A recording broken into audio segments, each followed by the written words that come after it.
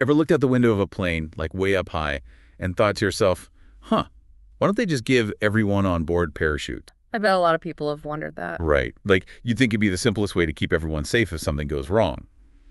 But we're deep diving today into why that's not really the case. Yeah, it's one of those things that sounds good at first, but when you really get into it, it's just not that simple. So let's get into it then. What's it actually like outside a plane at like 30, 40,000 feet? Oh man, it is not a friendly place to be at all. First off, the temperature, it's like mid 50 Celsius. Oh, Yeah, think about that for a second. That's cold enough to give you frostbite in just a few minutes. I'm kidding. Oh, and that's not even the worst of it. The air is so thin up there, you wouldn't be able to breathe without like an oxygen mask. So you're basically saying it's not just jumping out of a plane. We're talking about surviving outside of it. Yeah, exactly. And don't forget the plane's cruising at what, like 500 miles an hour? So you're basically jumping into a hurricane. Yikes. Starting to see why a parachute might not cut it. Okay, say you could survive all that. Could you even get like hundreds of passengers to jump out mid-flight? Oh man, can you imagine the chaos trying to get everyone equipped? Give them a crash course on parachute operation and maintain some kind of order? It just wouldn't work. Right, it'd be like 1,000 times worse than those emergency exit drills they make us do. Yeah. And at least those are on the ground. Exactly. And another thing, planes just aren't built for skydiving. Those doors are designed to hold in a ton of pressure, not for people to be jumping out of in midair. I guess that makes sense. It'd be like trying to open your car door while doing like 100 on the freeway. Not a good idea.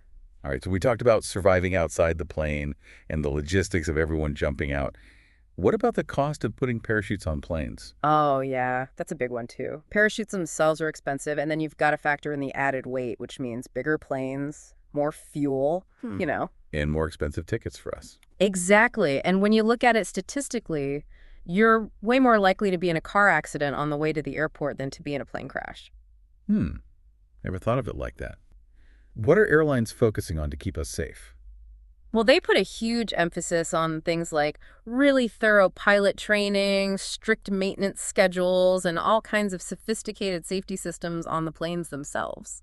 So they're basically trying to prevent accidents in the first place. Yeah, it's like they've built this whole network of safety measures around flying. And you know what? It's working air travel is statistically the safest way to travel. Okay, so next time I'm on a plane, I'll try to remember that and not freak out about the lack of parachutes. Exactly. There's a whole system working behind the scenes to keep you safe. It really makes you appreciate how complex and sophisticated air travel is. It really does. So maybe instead of wishing for parachutes, we should be thankful for all the engineering and smarts that go into keeping us safe up there. Yeah, when you're up in the air, just take a second to think about all the tech and teamwork that got you there. Great point. All right, folks. Well, that's our deep dive for today. See you next time. Safe travels, everyone.